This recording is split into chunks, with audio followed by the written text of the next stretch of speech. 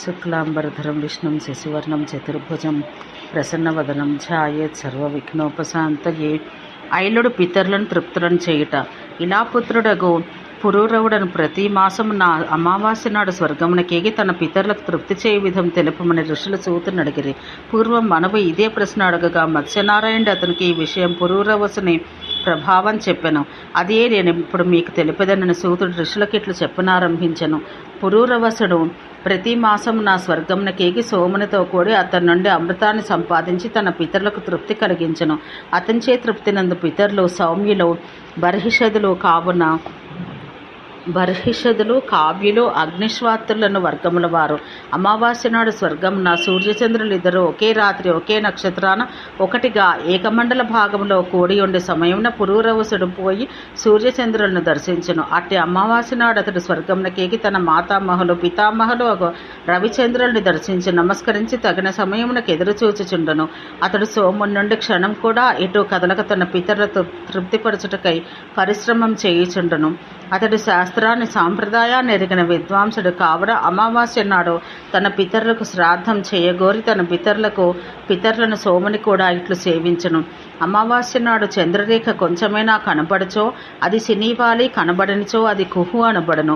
పురూరవసుడు సినీవాలిని విడిచి కుహు ఎందలి బలం కల ద్విలవ పరిమాణ పర్వసంధి కాలానికై కనిపెట్టుకుని ఉండను. ఆ సమయాన సోముని నుండి లభించే సుధ పితరులకు తృప్తి కలిగించును కదా. ఏలైన కృష్ణపక్షాన చంద్రుని నుండి లభించు 15 పరిశ్రమములు అనగా ప్రవాహ భేదాలతో కూడిన చంద్రుని ఉత్తమ కిరణాలతో పితరులకు తృప్తి కలుగును. అది ఎరిగిన పురూరవసుడు సోముని నుండి అమావాస్య నాడు కుహూక్షణంలందు లభించు అమృతం స్రవిస్తుండగానే దాన్ని తానందుకొని తన పితరులకు అందించి తృప్తి నందించుచుండును. దీనే తృప్తి నందురని తెలిపిన సౌమ్యులు అగు బర్హిషదులు కావ్యులు అగ్నిశ్వాతులను పితృవర్గముల విషయం తెలిపెదను. విప్రులు వేదములచే ప్రతిపాదించబడిన సకల విషయాలను తాత్వికంగా ఎరిగిన వారు అగ్నిని ఋతువు అని వ్యవహరిస్తారు. వారే సంవత్సరాన్ని కూడా ఋతువు అనే తలస్తున్నారు. కావున సంవత్సరావ అవయవాలకు పక్షములు మాసములు 2 మాసములతో ఏర్పడు కాల పరిమాణం అయనములు కూడా ఋతువు అనదగి ఉన్నది. పితరులు ఋతువుల నుండి జనించిన వారు కావున వారికి ఆర్తవులు అనియు సాంప్రదాయం నందు వ్యవహారం. పితృపితామహ ప్రపితామహలను 3 తరాలకు చెందిన పితరులకు అభిమాని దేవతలకు పితృదేవతలలో పితృశ్రేణికి చెందిన వారు సంవత్సరాయవములకు పక్షముల నుండి జనించినారు. పితామహ శ్రేణికి చెందిన పితృదేవతలు అష్టకలు అనబడు పర్వకాలంతో కూడిన మాసం అన్నడు సంవత్సర అవయవాల నుండి జన్మించినారు. ప్రపితామహ శ్రేణికి చెందిన పితృదేవతలు పంచాబ్ద అనగా 5 సంవత్సరాత్మకుడగు బ్రహ్మకు ప్రజాపతికి కుమారులు. సౌమ్యులు అను సామాన్య నామం కల కావ్యులు బర్హిషదులు అగ్నిశ్వాతులు అను 3 వర్గముల పితరులు పైన పేర్కొనబడ్డారు కదా. వారి స్వరూపం చెప్పబడుచున్నది. గృహస్థులుగా ఉండి హవిర్యజ్ఞములతో ఋతురూప ప్రజాపతిని యజించి యజ్వలగు మహాత్ములు బర్హిషదులు అన్న వర్గానికి చెంది అమూర్త పితృదేవతలని శాస్త్రములందు స్మరించబడుచున్నారు అని ఈ పురాణమందు గడిచిన అధ్యాయములందు ఈ శబ్దపు నిర్వచనంతో కూడా నిశ్చయించబడి ఉన్నది. ఇదే విధంగా యజ్వలుగా ఉండిన గృహమేధులే అగ్నిశ్వాతులనబడు అమూర్త పితృదేవతా వర్గం వారు కూడాను. అష్టకలు మొదలగు పర్వదినములందు మానవులలో చతుర్వర్ణులచే జరుపబడి శ్రాద్ధములను అనుభవించు వాటికి పతులుగా అధిష్టాతులుగా ఉండు మూర్త పితృదేవతా వర్గముల సమిష్టియగు వారు కావ్యులు. ఇక ఇప్పుడు ప్రపితామహ శ్రేణికి చెందిన పితరులకు జన్మహేతువగు ప్రజాపతి రూపు పంచాబ్ద స్వరూపం తెలుపుతాను వినడు. 5 సంవత్సరాత్మకమగు యుగమునకు అవయవాలకు 5 శబ్దాలు అబ్దాలు వివరిస్తాను. వానిలో మొదటిదగు సంవత్సరం అగ్నిదేవతాత్మకం, 2వది పరివత్సరం సూర్యదేవతా రూపం, 3వది ఇద్వత్సరం సోమాత్మకం, 4వది అనువత్సరం వాయుదేవతాత్మకం, 5వది వత్సరం రుద్రదేవతాత్మకం. ఈ 5టితో ఏర్పడినదగు 5 సంవత్సరమయు యుగము సాక్షాత్ కాలాత్మక ప్రజాపతియే. ఇట్లు సోముడు ప్రతి మాసమందు చంద్రుడు విశేష రూపాన స్రవించు అమృతము సోముని నుండి లభించు స్వధామృతం మాత్రమే అనుభవించుటచే తృప్తి నందు పితరులకు ఆహారం అగుచున్నది. దాని చేతనే వారికి సోమపులని వ్యవహారం. ఈ సోమామృతానికి అమృతమని సోమమని మధువని పేర్లు కలవు.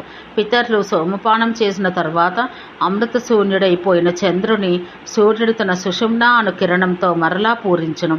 ఇట్లు దినదిన క్రమాన చంద్రుని కలలన్నీ శుక్లపక్షాన పూర్ణములగచూ పోవుచుండును, కృష్ణపక్షాన క్షీణములగచూ పోవును.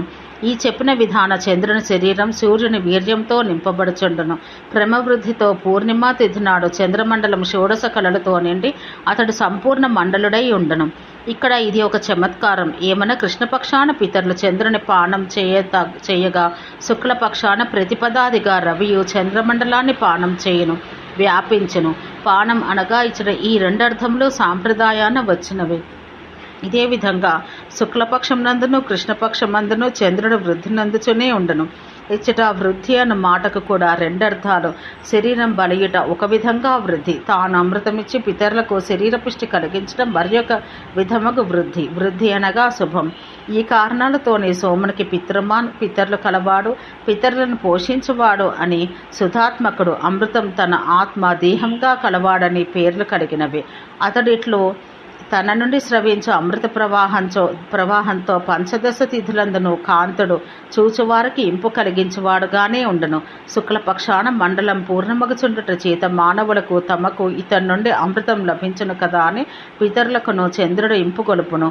అట్లే కృష్ణపక్షాన పితరులకు ఇతడు చేసిన ఉపకారాన్ని బట్టి మానవులకు పితరులకు చంద్రుని చూడగానే ఆనందం కలుగును. ఇక మీద పర్వసంధ్ర విషయం తెలిపెదను. వెదురు గడలకు కణపులకు ముడులు ఉన్నట్లే సంవత్సరానికి అయనాలు, ఋతువులు, మాసాలు, అర్ధమాసాలు, తిథులు మొదలైనవి కణపులుగాను, కణపుల నడుమ అన్నింటినీ కలుపుచుండు సంధికాలము ఆ కణపులు ముడులుగా ఉన్నవి.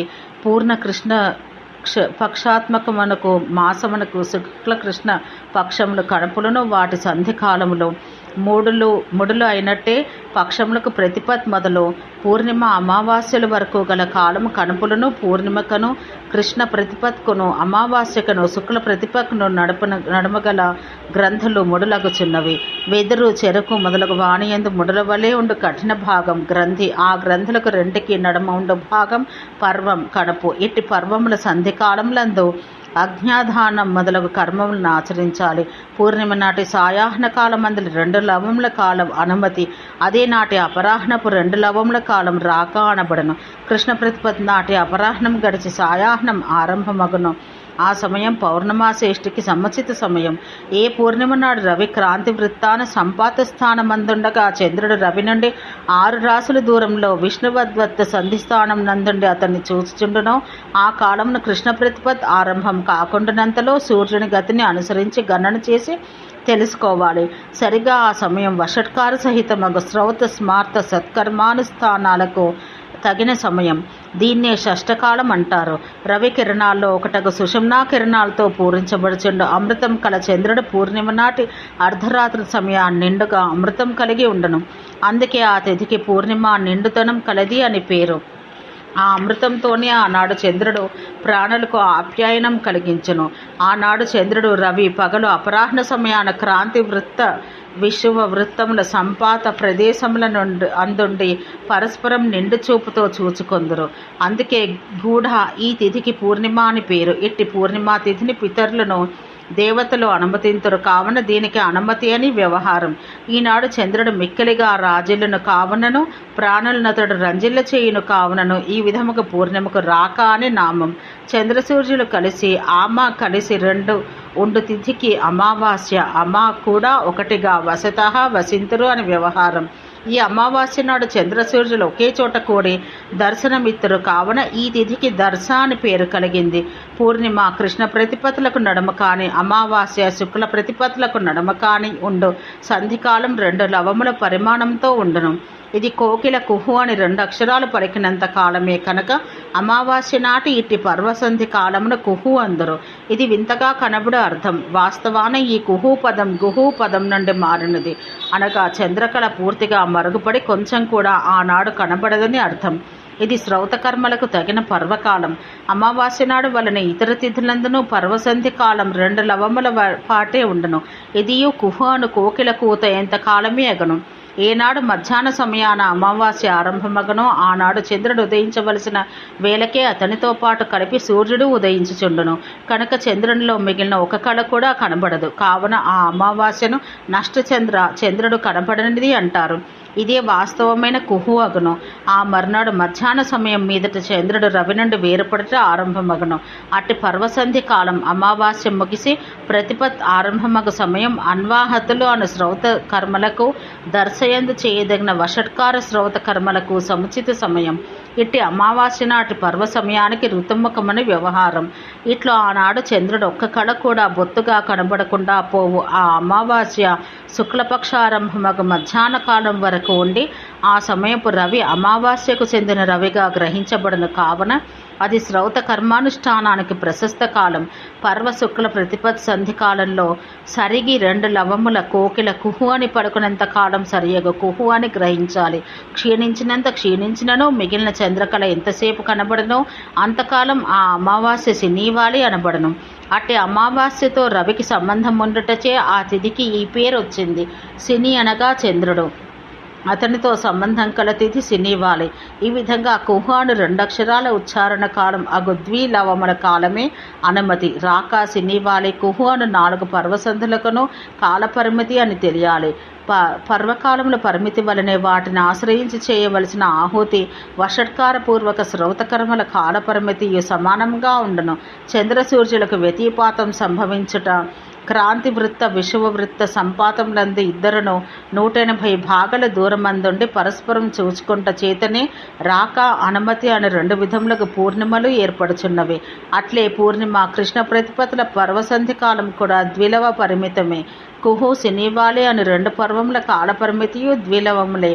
చంద్ర సూర్యాదుల తేజకళల సంబంధం చేతనే పూర్వ సమయాలు ఏర్పడను. కావున సూర్యాగ్ని తేజ కళా సంబంధం కల చంద్రుని కళలు పర్వకాలం అందుకనుగుణంగా అగ్ని సూర్యుల సంబంధానుసారం ఉండును. అందుచేతనే చంద్ర సంబంధంపై ఆధారపడి ఏర్పడు పర్వదినాలు శ్రౌతకర్మలకు ప్రశస్తములనబడును. సోముడు దినమునకు ఒక కళవంతున కళాపూర్తి నొందును. పూర్ణిమ నాడు 15 కళలు కలవాడగును. ఇది కాక అతని యందు ఎప్పుడు సదా పెరగక ఉండు 16వ కళ ఒకటి సదా కలదు.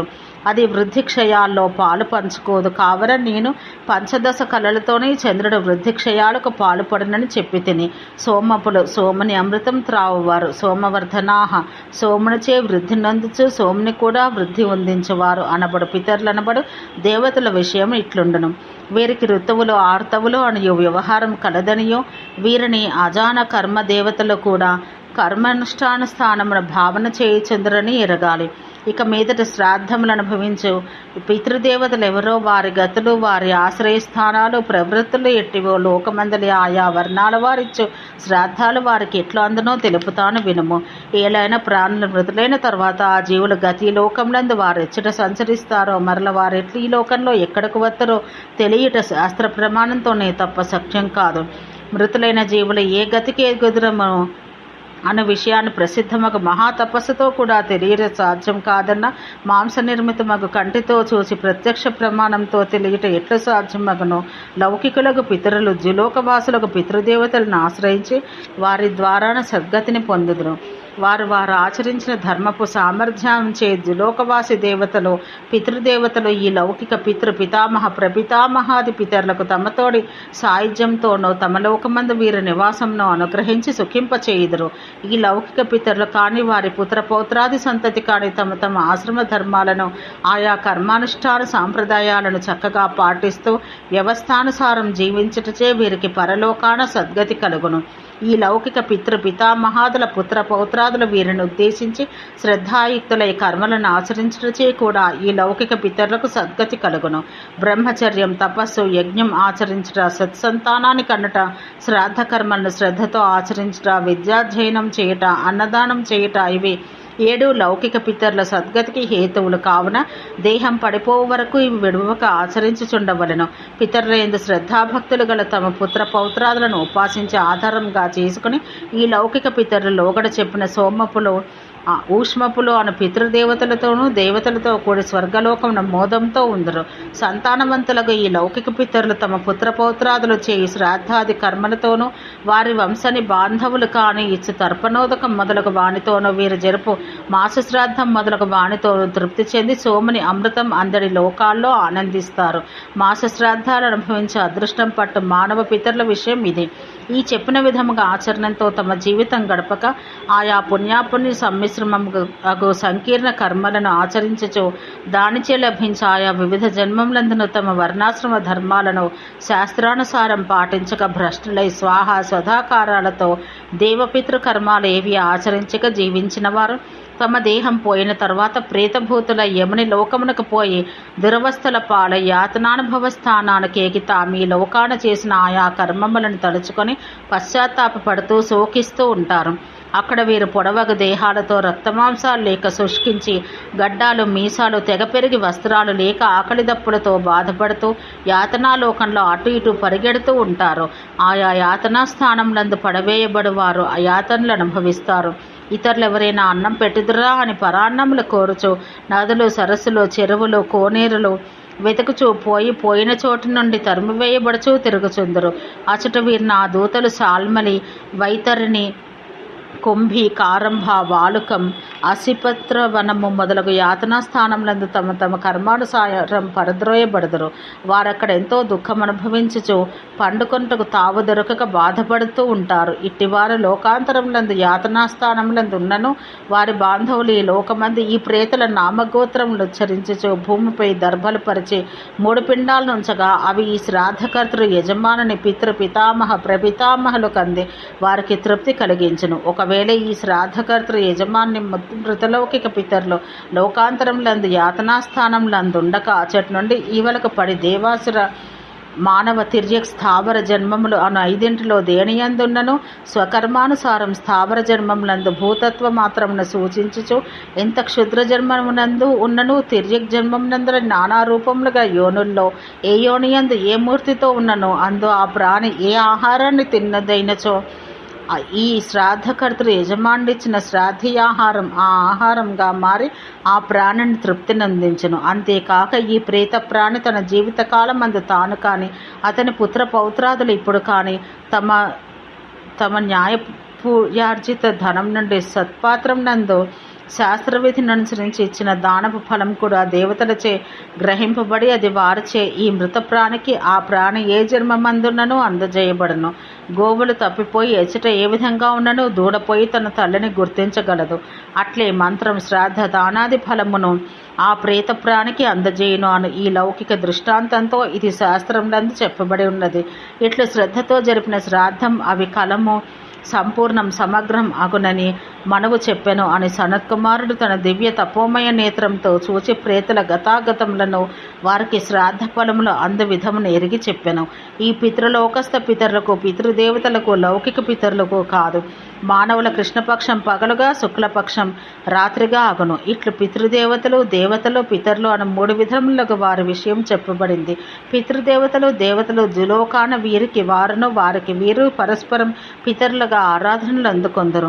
మనుష్య పితరులు లేదా లౌకిక పితరులు అనగా మానవలోకమందుని శ్రాద్ధకర్తృ యజమానుల పితామహ ప్రపితామహులను తెలియవలను. సోమపాయలకు సోము నుండి లభించు అమృతమును త్రావు పితరుల విషయం ఇది. అన్ని శాస్త్రములందు ప్రవచించబడిన దాని నీకు చెప్పితిని. ఇది అంతా పురాణమునందు పితృమహత్వం అని పేరు గల ప్రకరణమందు చెప్పబడి ఉన్నది. ఇట్లు నీకిచ్చట ఇలాపుత్రుడకు పురూరసవుడు తన మాతామహుడకు సూర్యుని పితామహుడకు చంద్రుని కలియుటయు శ్రద్ధాయుక్తుడై అతడి శ్రాద్ధ కాలం మెరిగి ఆ కాలానికి వేచి ఉండుటయు పితరులను అతడు తృప్తినందించుటయు పర్వకాల పరిమాణ స్వరూపమును మృతప్రేత ప్రాణుల యాతనా స్థాన స్థితిని నీకు సంక్షేపంగా చెప్పాను. ఇది సనాతనం నిత్యము అతి ప్రాచీనం అగు సృష్టి వ్యవస్థ ప్రకారం నీకు దీని యందు వైదుష్యం సంపూర్ణ పాండిత్యం కలుగునంత విస్తరంగా కాక ఏకదేశం అల్పాంశం మాత్రం తెలిపితిని. ఇది అంతా పరిసంఖ్యానం చేయుట పరితః సమగ్రంగా సంఖ్యాయ లెస్సగా ఇరిగి ప్రతిపాదించుట ఎట్టివారికి శక్యం కాదు. ఓం శాంతి శాంతి శాంతి.